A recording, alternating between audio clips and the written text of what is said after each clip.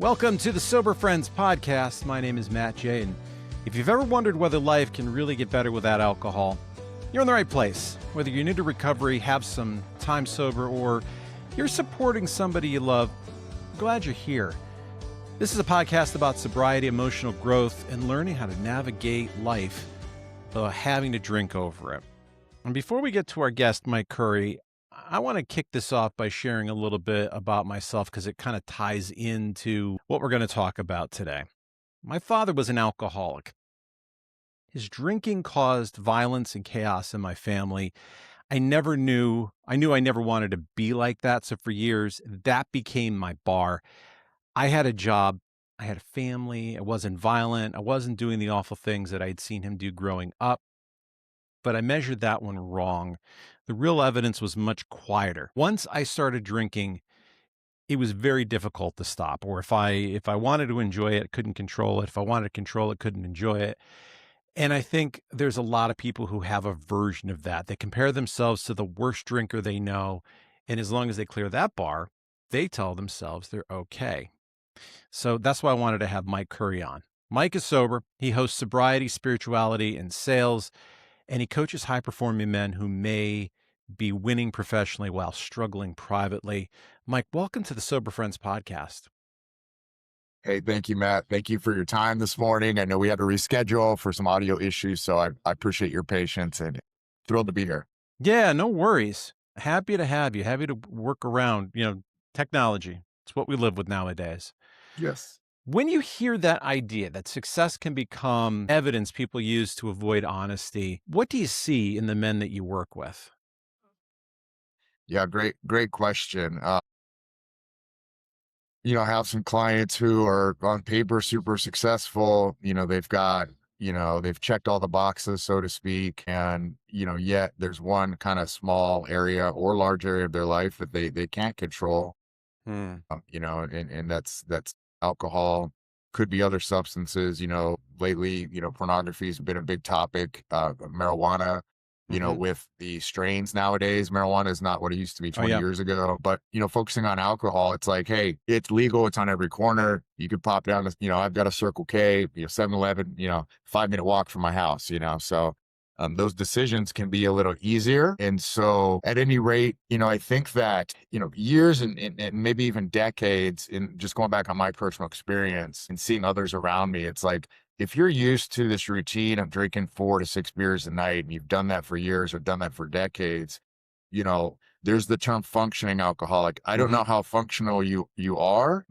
Thriving sober is something I prefer than functioning alcoholic, but there's a quiet cost to it.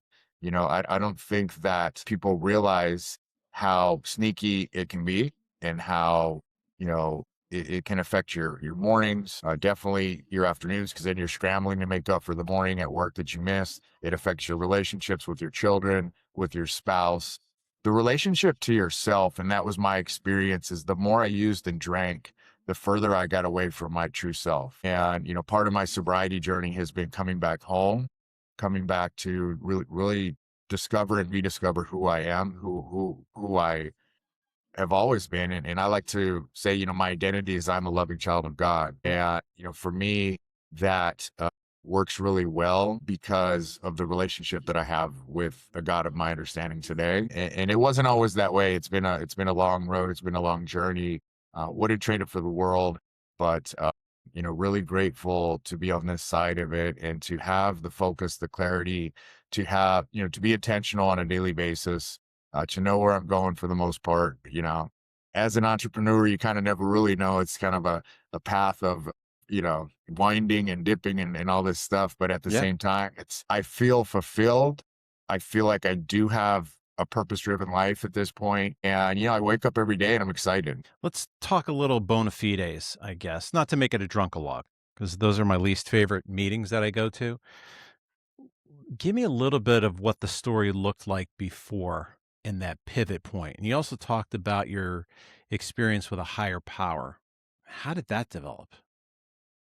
Yeah, well, first of all, I grew up Catholic. Me too. Okay, Plenty so of guilt.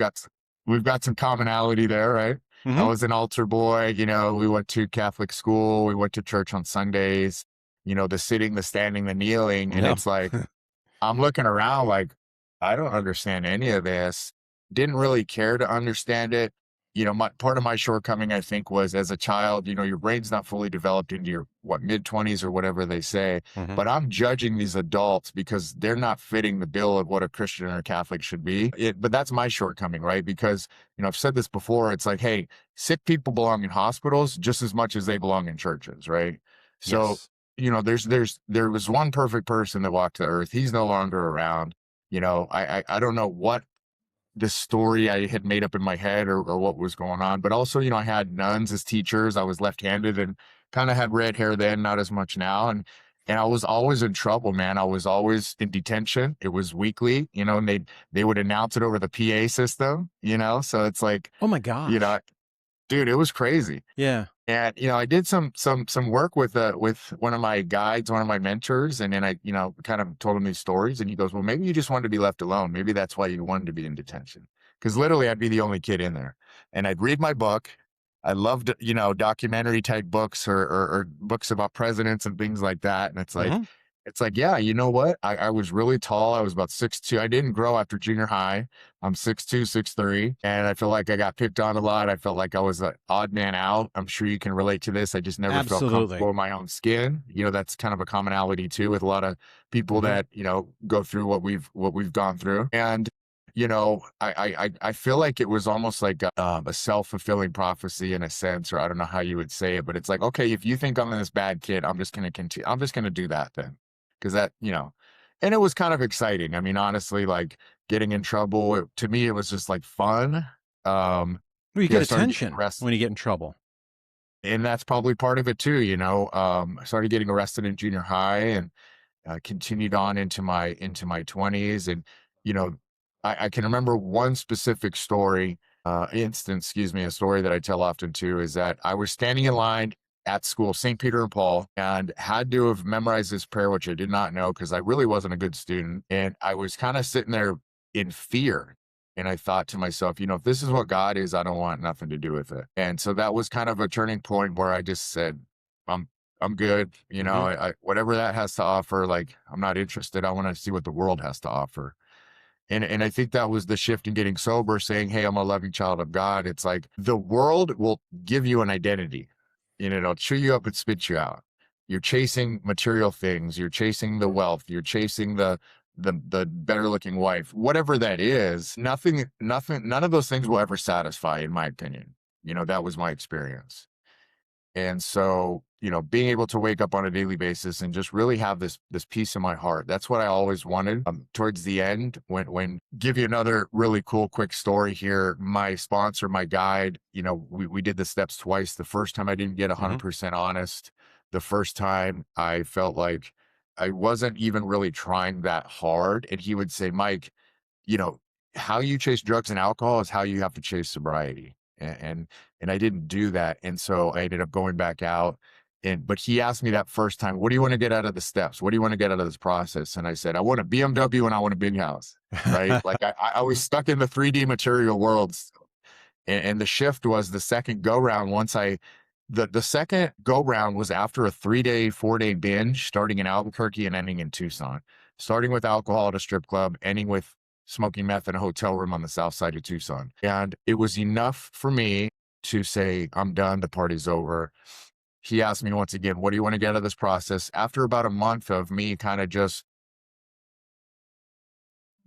your brain has to be at a certain capacity to be able to understand concepts that people are trying to help you with.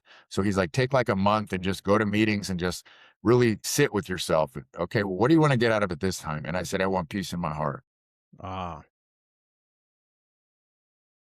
you had a very, very patient sponsor to allow you to go through that. But I think it sounds to me you had to go through that.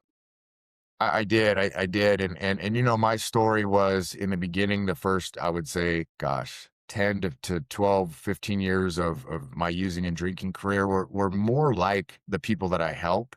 Hmm. We're more this, I'm functioning in society. I'm doing what I need to do, but I'm still partying and hanging on to this lifestyle that is giving me something, I guess, at that point. It was my solution, right? Like that's what it does Yes. for our solution to our inability to feel like we belong. It's our whatever that is individually. I mean, I can name off a plethora of things, but and then at some point it just stopped working. And that was that hotel room. That was that moment of clarity where I pull out a meth pipe and I look at it and I just said to myself, party's over. And like mentally, just, this is not fun.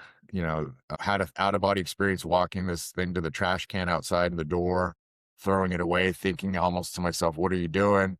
3 times that same day, almost going back there because I knew where it was at. I was like, as long as the maid hasn't cleaned the room yet, I can get it. Like those are the thoughts that were going through my head. And so once again, getting about a month of clarity under my belt, really, kind of calming my brain down and getting out of this fight or flight mentality. And just, again, you got to distance yourself from the substance for a while to really have Yep. the capacity to get honest with yourself and with other people and to understand concepts that have been beyond your mental capacity for a long time. I love you talking about the substance being the solution. We talk a lot about that on this podcast, that alcohol or the substance is the problem, but it really is the solution to the problem. And you have to find a different solution. Mm. You ever think that you got sober for a reason? Because I think about the situation you're in. I would say most people probably don't find their way out of a place where they're smoking meth after a bender, yet something happened within you to walk away from that pipe. No, absolutely. I truly feel like everything happened in divine order for a reason to be able to, help other men deal with life's most difficult challenges. And usually Yeah. those challenges are between our ears. There's this story, I'm sure you've heard it, where a guy's stuck in a ditch and, he's yelling for help and a guy walks by and he says, well, I'm a doctor. I can write you a prescription. And he drops it down into the hole, right? And he kind of walks off. And next guy comes by and he's like, help, can you help me get out of this? He's like, well, son, I'm a priest. What I can do is I can pray for you. Says a prayer, walks on. Third guy, he's like, help, help, help. The guy jumps in the hole with him. And he's like, dude, what are you doing? He's like, I've been here before and I know the way out. Yeah. I think that ties into really what I want to talk about is your clients or people are often winning professionally while they're losing privately. They're in that hole, although maybe they can't see that they're in the hole. You think success can actually make the alcohol problem harder to see, not because they drink more, but because it removes the pressure that they might have created honestly sooner?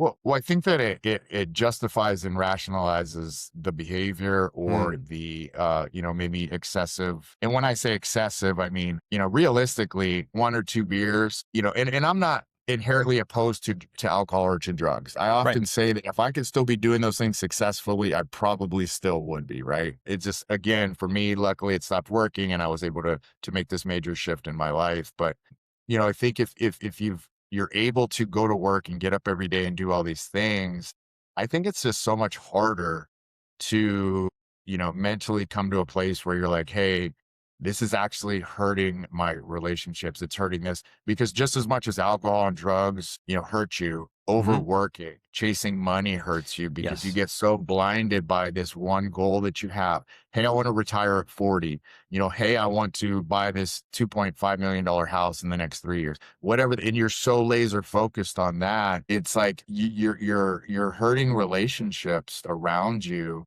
I saw an Andy Elliott ad for, he's having this like mastermind in Mexico at his home. And he was kind of talking about, I forget the whole post, but he's talking about how, a lot of these uber successful people, their children are going to end up in therapy and all these different things because they weren't there for them because they had toxic relationships with their children because of their overworking, Yep. because of the societal cultural pressure to be this successful person, whether you grew up with nothing or whether you just had parents who weren't uber successful and they had those standards for you, whatever that looks like, it's like, the balance between being a good father or parent and, having a certain amount of success. Like I think you need to step back and define success for you individually, which I don't know if anybody's ever done, because just like religion is kind of forced on people, this idea of success is also forced on people. Hmm.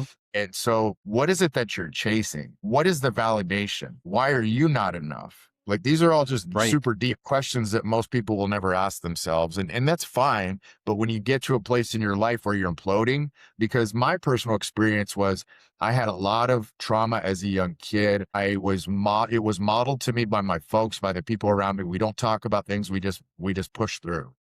Right. And that stopped working at some point. So when you hold things in, eventually they come out sideways. You don't get to choose when they come out, and it's typically at one of the worst times possible. It comes out. It's like pressing on like a balloon dog. Eventually it's going to pop if you press somewhere, but the pop usually happens where you least expect it. Yep. This is kind of fascinating because we had an episode about 2 or 3 back with Brooke Taylor, and she talked about it from a female perspective, but you guys are telling kind of the same story about the success kind of being the addiction. And her theory is above a certain professional level, those people are addicts in some way. Depending on how high up, like the C-suite people, you get that high up, there's something that you might be sacrificing already, which if alcohol isn't the disease, maybe running for success is, or pushing yourself hard. What do you think alcohol quietly takes from these people before it's visible? Man, that's a great question. And to kind of, add to that point that this young lady was talking about. Funny enough, I had a young lady on my podcast who kind of said the Hmm. same thing, just a little differently. She said, we're all prisoners to something. Yeah. Her son passed away of an overdose, and she was a suicide prevention therapist or Mm. something to that effect. And she came on my show and said some of the most powerful things I've ever heard. And one of them was, I'm this person that can supposedly help people, and I couldn't even help my own son. Not that he committed suicide, he overdosed, but the techniques to help somebody to walk him off a cliff are probably the same to walk him back from drugs, I would imagine. And so, what does it take from somebody who is successful or has attained a certain amount of success? I think you end up disassociating to a certain extent. Sounds like I it. think that's probably the biggest thing. And alcohol provides this taking the edge off. For a lot of salespeople, I was in sales. I was one of the top salespeople year after year. Once I got sober, before that, I had all the potential in the world. And the word potential is typically, if someone's saying that around you, it's not a great thing, right? Hmm. And so what I I had that saw, growing up. what I saw around me was the inability for people to shut off after work. They were still performing. They're, high energy, high performing individuals, and they need substances to continue that on after work, whether that's to calm themselves down or have enough energy to go out that night. And the substances vary on what they take. And to a certain extent, like, okay, what's the difference between a broken homeless person like I was, or you see out there on the street, and somebody who's doing those same substances, but they have a job in a house and they can sleep 8 hours a night or 6 hours or 4 hours or whatever? It's like there's not a whole lot of difference, other than, to me, what that person has from a material aspect, and they're able to just hold it together a little bit more. But those people that hold it together eventually implode big time, whether that's in their marriage, whether that's in their, doing something at work that causes them to get fired, whatever that is. And I think ego and pride is big. It kind of Yep. inflates your ego a little bit more, like you said, hey, I'm not like that guy. Like, I'm not like that homeless guy. I'm not like that guy down there that he's drinking 3 more drinks than me every night. So, I'm making $500,000 a year. I'm not Yep. that guy, and so my fear was always that I would get to the end of my life and I wouldn't truly grasp what life was truly about. Wow, that's a deep thought. I think about that sometimes. I have this nagging feeling that I'm on the wrong path or I haven't achieved enough. And I think about it on a professional aspect, but miss that whole, when all is said and done at the end of life, what is it that I truly accomplished that's important? And I think that's a really good reframe. I think a lot of these people, because I think about myself that I could push through the worst of anything. And I had that willpower for everything but booze. And I wonder if that's a thing that actually causes people who are really successful to delay finding recovery because they can push through anything and they have superhuman muscles for everything but their addiction. Yeah. Yeah. And the crazy thing to me is like, think about the success that you could potentially have on the other side of drinking every day, on the other side of changing your relationship to alcohol or to substances or to pornography or whatever that is. Hmm. I mean, think about it from this perspective. I was a broken, homeless individual who had just got out of prison, who had surrendered rights to my daughter when she was a very young baby. And look at where I'm at now. So if I can make that major of a change, think about somebody who's already uber successful and then putting that down and really getting right with themselves, really going deep and doing some work and fundamentally changing as a human being and where that could potentially take that person. Yes. Just the example of overcoming whatever the addiction is an amazing example to somebody else that could be helpful. I give I talk about this every once in a while that I was really struggling to get up in the morning to go work out until I got a pattern. And I told my friend Chris that I can't do this. This is really too hard. And he told me, "You quit drinking. Isn't that a lot harder than getting up in the morning to go work out? If you could do that, you could do this." I mean, it's a Yeah. small thing, but I looked at him like, "You're absolutely right. Quitting drinking was a lot harder than just getting up at 6 a.m." So that was sort of my kick in the ass to say, yeah, I guess I can do this. Well, and I think that's key is because what you're saying is you'd already built this resiliency muscle surrounding getting Yeah. sober. So we lose sight in the day to day in life. This is just how things are. Like you lose sight of things. Just like if you don't work out for a while, you lose those muscles. Just like if you don't do some, major transformation for a while, let's say you're kind of on cruise control, you kind of lose that thought that, oh, you know what, I have overcome some really, really tough stuff. But it's just a matter of remembering that and stepping into that person that you were then and that you can be now to be able to achieve whatever goals that you have. And I truly feel that for me, the two biggest things that created the most amount of resiliency in my life were playing sports as a young person. I was a basketball player, never the starter, but I showed up for practice every day. I did all the Hmm. drills. I ran on my own. My dad was a college tennis coach, so I was always in the gym, always working out before I even saw any kind of, improvement really, because as a young person, your muscles are developing, et cetera. But then also I sold educational books door to door for 6 summers in college to pay my way through school before my life fell apart. And that was by far the best professional experience I've ever had in my life. And I would highly recommend that to anybody as a young person. You will learn so much about yourself. You will learn so much about your fellow man and woman. And, the skills that you sharpen, the skills that you develop through, knocking on someone's door, not knowing who's going to answer, trying to sell them a product, being successful at it. I mean, it will change your life. I applied for a job to be a stockbroker, and I had to do that as my job interview is spend a day going door to door.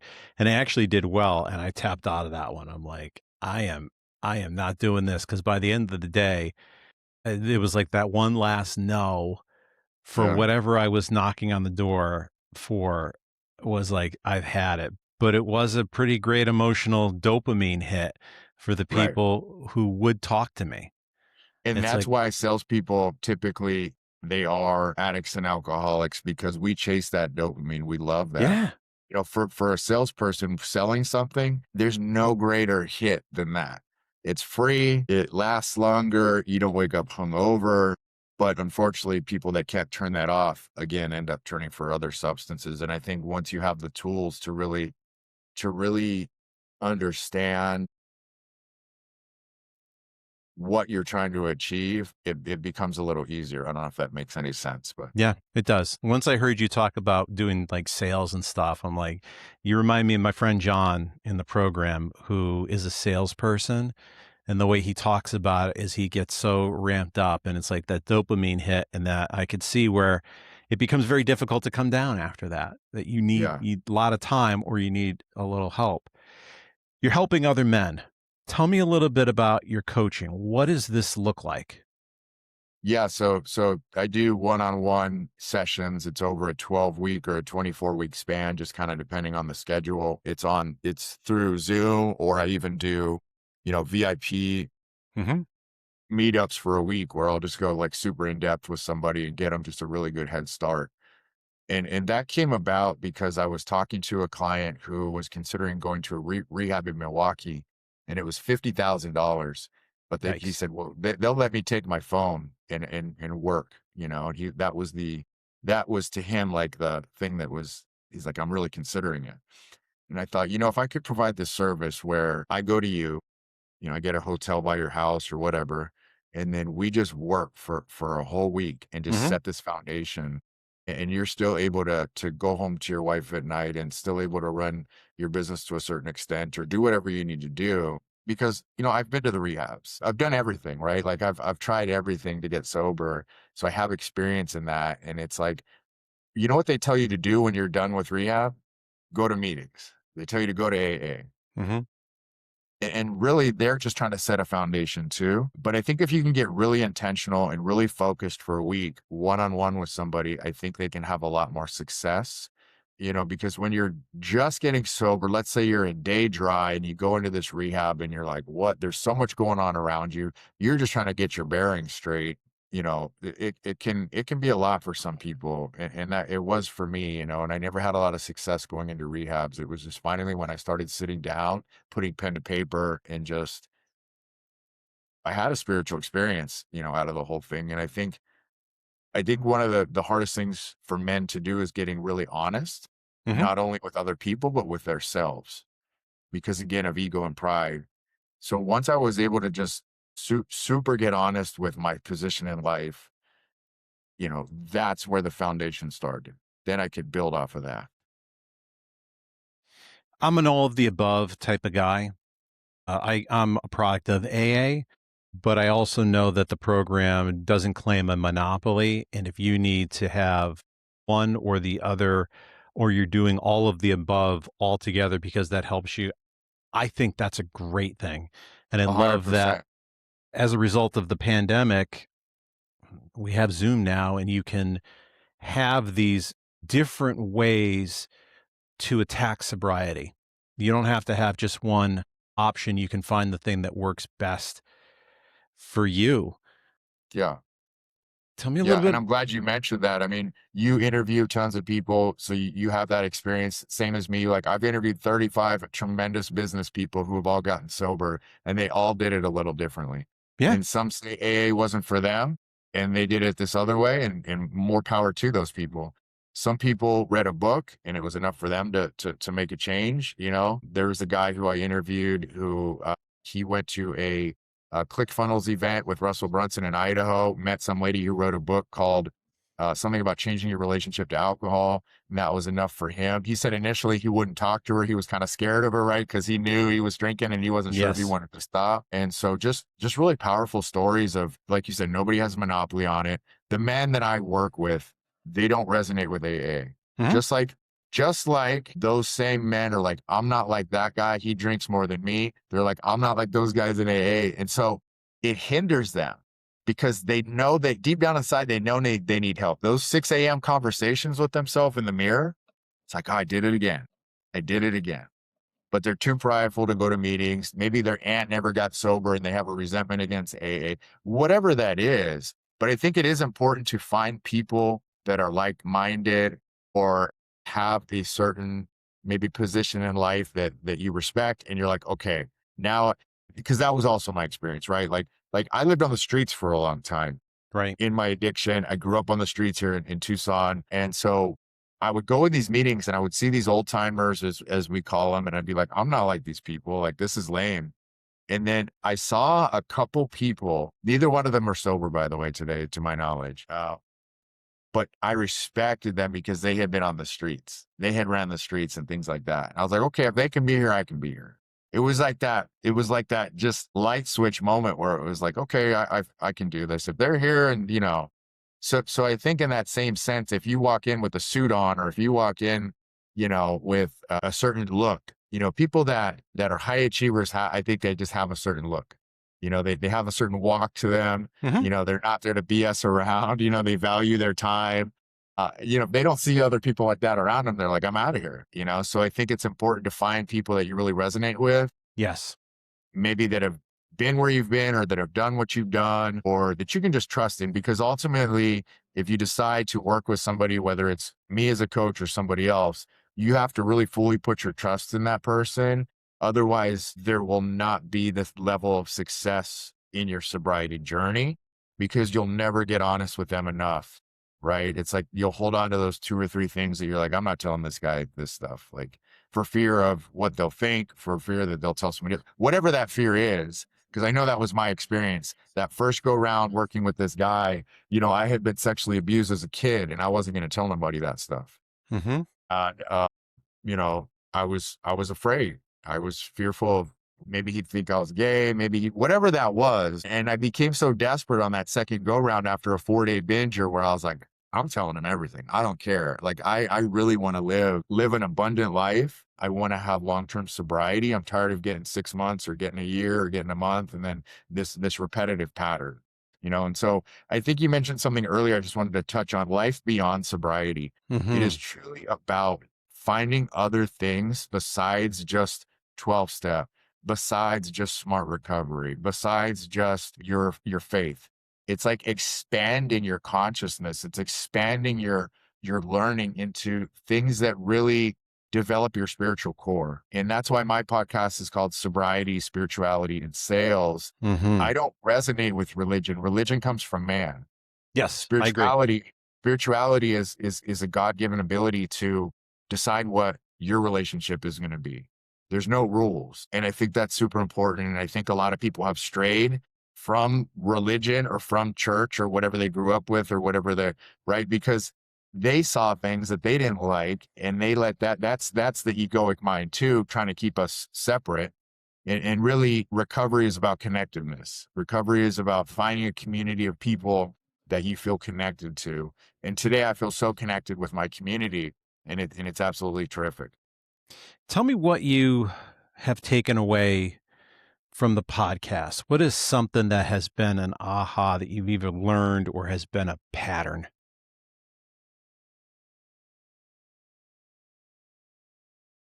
Well, everybody has just a incredible insight into life and had this vital transformation of thoughts and ideas, this Hmm. perception shift due to dark moments. And so how can you truly know the light if you've never sat in the dark, right? Right. And so some of these people were successful prior to getting sober. Some of these people were kind of like me where they had glimpses of it or they had the potential. But either way, it's like you get catapulted, and I hate to use this AA term, but you get catapulted into the fourth dimension of existence, which the material world is only what we actually physically see, but it's not what's real. It's not what is actually in this world. And I truly believe that with my whole heart. And I think when people can get beyond focusing on material things and treating people a certain way and living fundamentally different, but with core values that are really important to them, not just saying these are my core values, actually living those core values Right. out. They live with this purpose and this vigor and have this fulfillment in their life. And they just have this spark and this joy to them. And I would say, to answer your question, all the guests, I haven't had one guest that I've asked that said no to me. They're all like, yeah, I would love to. I would love to. Because they know sharing their experience is also creating a healing atmosphere for them moving forward, Yes. but they're passing the message on in hopes that somebody else will hear. Prayer every morning before the podcast is, Lord, let us help just one person. I Yes. just hope one person hears this message that it allows them to have a change in their heart, you know? There are times I look at like podcast numbers and stuff, and I'm like, well, that one didn't do as well as I thought it was going to do, or this is not at a level I see other people, and I think we do really good work. And I get myself on that place of that superficial. That's the time I get an email out of the blue from somebody who says, hey, I've gotten them from like Britain. I live in England. I listen to your podcast every week. It helps me. I'm really glad you're here. And I'm like, son of a bitch, I got myself in the trap again. That I'm looking at all these numbers and really that success is there was one person who was on the straight and narrow who might not be, or Yeah. had that ability of the technology of there's something in your pocket you can take with you to get you past that next drink that you might want to take.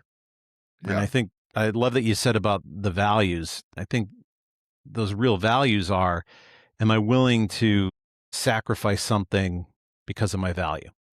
And if I'm willing to do that and I'll walk that walk, then I guess I'm doing the right thing. Yeah. I had a client in Pennsylvania, and he was like, "Well, I just want to be a better person." And I'm like, "Okay, well, let's break that down. Hmm. What does that actually mean to you?" And it was really hard for him. It was really hard for him to come up with this definition that worked for him. And I've been there, and I think I'm still there to this day in certain ways. And I'll give you a prime example. This morning, I do a breathwork session. I'm getting certified in elemental rhythm, which Hmm. is a guy who learned from Wim Hof, and he's got his own kind of technique now. And it's just incredible the transformation that I'm having from that. And I think, just the continual growth is really what that Beyond Sobriety is about. But it's like this morning, I'm trying to get in. It's a future self meditation after the breath work. Right. So I'm trying to like, okay, so what am I imagining a year from now? And it's like, it was so hard for me to do in that moment. Right. But I'm in this meditation, and I'm not trying not to overthink it. And it's like, same with this guy in that moment. It's like, he couldn't define what that was for him. And so I think part of what drinking and drugging and whatever escapism, let's call it, what that does is it prevents us from really finding what's truly important for us, who we truly are inside, and what's really important to us. Because it's easy to say, oh, this is what I believe in. This is because it makes you feel good. But yet we go against that, you know, every day. Hmm. Awesome. Mike, I am so glad that you spent some time with me today to tell the story from a different angle. And really, if you break this down, this is really no different than the low bottom drunk who's in the gutter. It's still all the same feelings. And I just feel like we got to hit that guy who has the extra barrier of success. So if you're interested in doing some coaching with Mike, you can find him at mikecurrycoaching.com. The link to the podcast is there. That'd be awesome. Yeah, I'm going to put all the links as well right below in the description so that you don't have to scan and write this stuff down. Technology's there. We're going to put that there. Mike, thank you for spending a little time with us this week. Matt, it's been incredible. And I just, again, want to thank you and honor your time. And I know this has been a long time coming since the last time. So I appreciate your patience with me once again. The way was worth it. Love what you do, man. Looking forward to seeing what comes next with your stuff here. Awesome. See everybody Have a next great week. day. Yeah, you Thank too. you. Bye, everybody. Bye.